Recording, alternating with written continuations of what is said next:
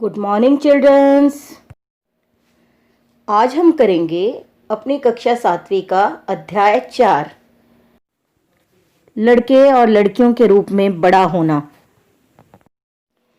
लड़का या लड़की होना किसी की भी एक महत्वपूर्ण पहचान है, उसकी अस्मिता है।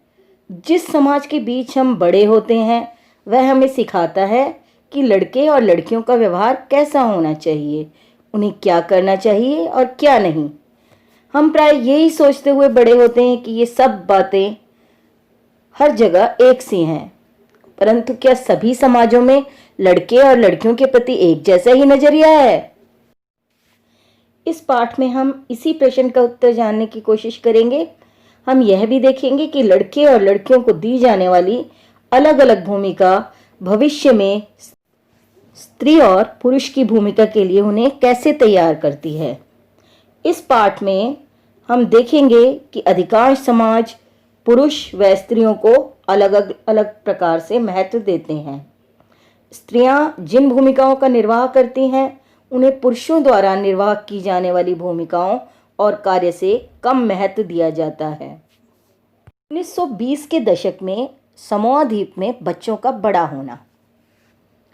समोआ द्वीप प्रशांत महासागर के दक्षिण में स्थित छोटे छोटे द्वीपों का समूह का ही एक भाग है।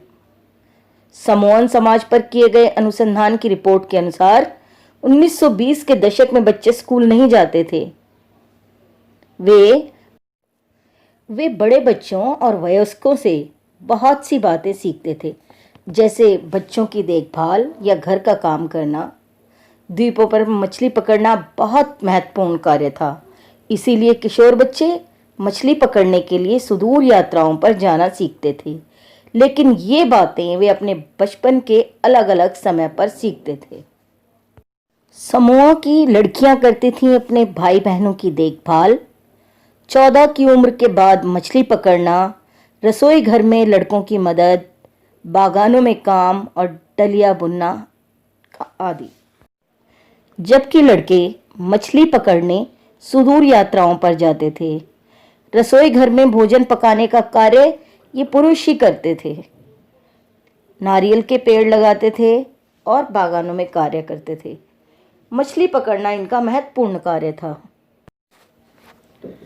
अब हम चलते हैं मध्य प्रदेश। मध्य प्रदेश में 1960 के दशक में एक पुरुष के रूप में बड़ा होना। यहाँ लड़के बड़े मैदान में खेलते थे, सड़कों को अनेक कामों के लिए उपयोग करते थे, यूं ही खड़े खड़े खाली समय बिताना, दौड़ना, साइकिल चलाना आदि। जबकि यहाँ लड़कियों के लिए छठी से आगे अलग स्कूल था। लड़कियों के लिए स्कूल अलग ढंग से बनाए जाते थे। उनके स्कूल के बीच में आंगन होता था, जहाँ वे बाहरी दुनिया से बिल्कुल अलग रहकर सुरक्षा में रहती थीं। लड़कियां समूह में विद्यालय जाती थीं। लड़कियां समूह में विद्यालय क्यों जाती थीं? शायद उनके मन में कहीं डर रहता था कि रास्ते में कोई उन पर हमला ना कर दे या उन्हें छेड़ ना दे। जैसा कि आप सामने देख रहे हैं, समाज में लड़कियों और लड़कों के बीच का अंतर। क्या ये भेदभाव इनके जीवन को प्रभावित करेगा? आप देखिए। मेरी माँ काम नहीं करती। इस कहानी को पढ़ते हैं। माँ, हम सभी बच्चे स्कूल से भ्रमण पर जा रहे हैं।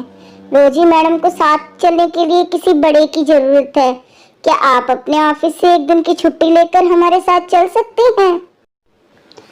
वैसे हरमीत की माँ हमेशा ऐसे समय पर हमारे साथ जाती हैं, क्योंकि वे कोई काम नहीं करती। सोनाली, तुम ऐसा कैसे कह सकती हो? तुम जानती हो जसप्रीत आंटी रोज सुबह 5 बजे उठ जाती हैं और घर भर के सारे काम करती हैं। हाँ, पर वे कोई काम तो नहीं है ना, ये तो बस घर के काम है। ओहो, क्या तुम वाकई ऐसा सोचती हो? चलो ऐसा करते हैं कि जसप्रीत के घर चलते हैं और उससे ही पूछते हैं कि वो खुद क्या सोचती है। हर्षरण, सोनाली सोचती है कि आपकी पत्नी कोई कामकाजी महिला नहीं है। जी हाँ। पर आंटी, क्या वाकई ये ठीक नहीं है?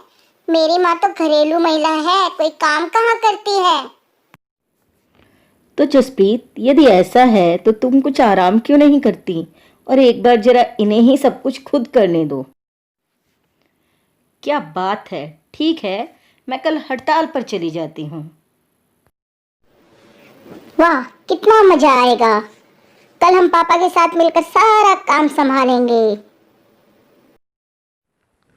हे भगवान, समय तो देखो, मेरा नाश्ता कहाँ है और बच्चे अभी तक तैयार क्यों नहीं हुए।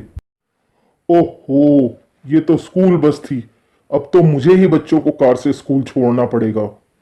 जल्दी करो जल्दी, और हरमीत को कहो कि वह पंप का स्विच ऑन करे। लेकिन बच्चों के लंच बॉक्स का क्या होगा? अरे यह भी, उसके बारे में भूल जाओ। मैं तुम्हें कुछ पैसे दे दूंगा, तुम कैंटीन से कुछ खरीद लेना। माँ ने इसके लिए पहले ही पैसे दे दिए हैं। शाम के 6 बजे। डिंग डिंग। मैं तो बिल्कुल थक चुका हूं। चाय वाय हो जाए। आह, मैं तो भूल ही गया था कि तुम हड़ताल पर हो। मैं खुद ही कुछ बनाता हूं। ओह, पूरा घर तो देखो, जैसे कि यहां कितना तूफान मचा हो। तुम क्या सोचते हो कि सुबह तुमने घर को जैसी हालत में छोड़ा था वह वैसी ही हालत में दिन भर रहेगा? हरमीत, कमबख्त चाय की पत्तियां कहाँ रखी हुई हैं? क्या अभी भी वे सोचते हैं कि मैं काम नहीं करती हूँ? और अभी तो मैं उन्हें याद दिलाऊंगी कि चाचा जी और चाची जी रात के खाने पर आने वाले हैं। तब पता चलेगा। अधिकांश समाजों में, जिनमें हम भी शामिल हैं, पुरुषों और स्त्रियों की भूमिकाओं को और उनके काम के महत्व को समान नहीं समझा जाता। पुरुषों और स्त्रियों की हैसियत एक जैसी नहीं होती। सारी दुनिया में घर के काम की जिम्मेदारी स्त्रियों की ही होती है। वे घर की देखभाल करती हैं, बच्चों और बुजुर्गों की देखभाल करती हैं, घर में बीमार लोगों के लिए परिचारिका का कार्य करती हैं। लेकिन ये उनके वे स्वाभाविक कार्य हैं जिनका उन्हें कोई मूल्य नहीं दिया जाता। घरेलू काम, कपड़े धोना, रोटी पकाना, सिर पर पानी ढोकर लाना, सफाई करना, लकड़ी आदि सिर पर ढोकर लाना। घरेलू कार्यों में लंबा वक्त लगता है। यदि इनमें बाहर के काम भी जोड़ दें तो हम देखेंगे महिलाएं पुरुषों से अधिक काम करती हैं और वह भारी थकाने वाला शारीरिक काम होता है। घर पर कार्य करने वालों का जीवन। दिल्ली में घरेलू कार्य करने वाली स्त्री मिलानी का अनुभव। मेरी पहली नौकरी एक अमीर परिवार में लगी थी जो 3 मंजिले भवन में रहता था। मेम साहब एक अजीब महिला थी जो हर काम करवाने के लिए चिल्लाती थी। मेरा काम रसोई का था, दूसरी 2 लड़कियां सफाई का काम करती थीं। हमारा सारा दिन सुबह 5 बजे से शुरू होता था। नाश्ते में हमें 1 प्याला चाय और 2 सूखी रोटियां मिलती थीं। हमें तीसरी रोटी कभी नहीं मिली। शाम के समय जब मैं खाना पकाती थी, दोनों लड़कियां मुझसे एक और रोटी मांगती रहती थीं। मैं चुपके से उन्हें एक रोटी दे देती थी। मैं खुद भी एक रोटी ले लेती थी। हमें दिन भर काम करने के बाद बड़ी भूख लगती थी। हम घर में चप्पल नहीं पहन सकते थे। ठंड के मौसम में हमारे पैर सूज जाते थे। मैं मेम साहब से डरती थी, परंतु मुझे गुस्सा भी आता था और मैं अपमानित महसूस करती थी। क्या हम दिन भर काम नहीं करते थे? क्या हम कुछ सम्मानजनक व्यवहार के योग्य नहीं हैं? ऊपर दिए आंकड़ों को देखें और सोचें, कौन ज़्यादा काम करता है, स्त्रियां या पुरुष? बहुत सी स्त्रियां, जैसे कहानी में सोनाली की माँ और हरियाणा व तमिलनाडु की महिलाएं, जिनका सर्वेक्षण किया गया है, घर के अंदर व बाहर दोनों जगह काम करती हैं। इसे प्राय महिलाओं के काम के दोहरे बोझ के रूप में जाना जाता है। मैं हर कहीं मौजूद, मेरी अनदेखी और नहीं संभव। कौन सी वह तुम्हारी उपलब्धि जिसमें मेरा नहीं है भाग? औरत को चाहिए अपना अधिकार।